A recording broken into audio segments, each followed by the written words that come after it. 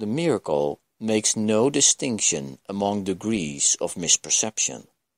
It is a device for perception correction which is effective quite apart from either the degree or the direction of the error.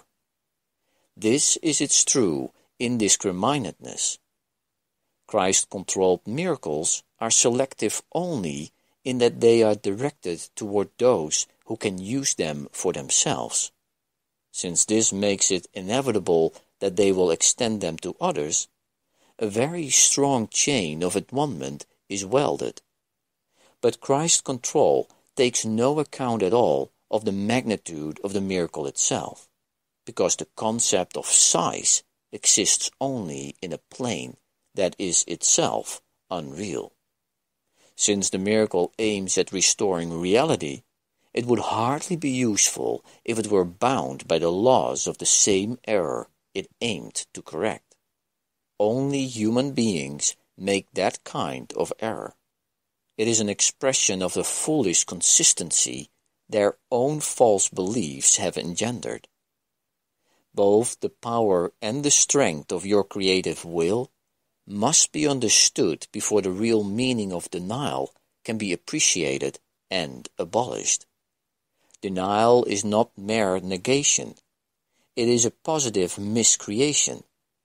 While the miscreation is necessarily believed in by its own maker, it does not exist at all at a level of true creation.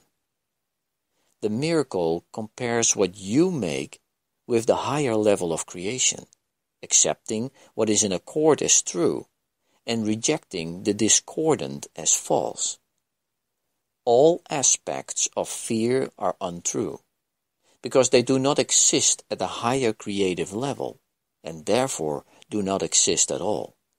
To whatever extent you are willing to submit your beliefs to the real test of validity, to that extent are your perceptions healed or corrected.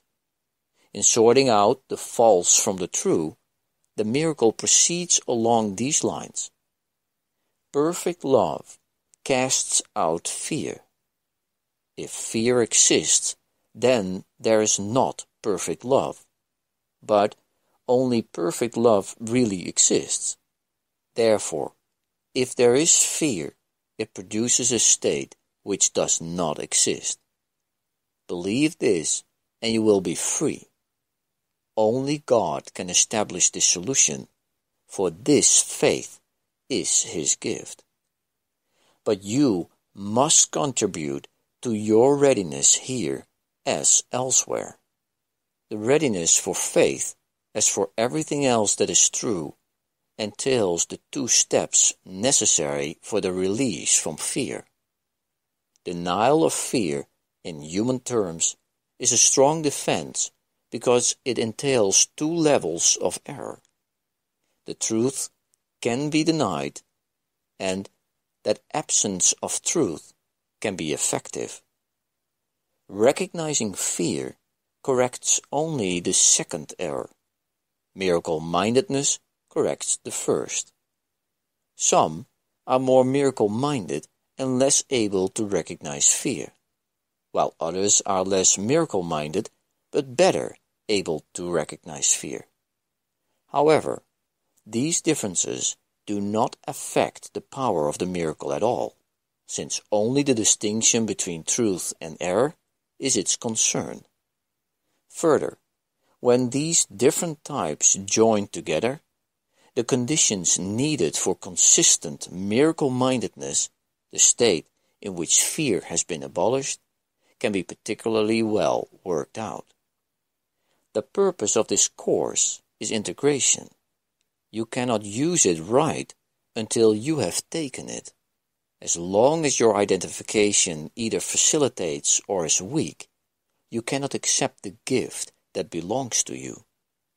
You are still either facilitating between recognizing the gift and throwing it away, or regarding yourself as too weak to accept it. You do not yet know its healing power. After you have taken the course, you will accept it and keep it and use it. That is the final exam which you will have no trouble in passing. Midterm marks are not entered in the permanent record.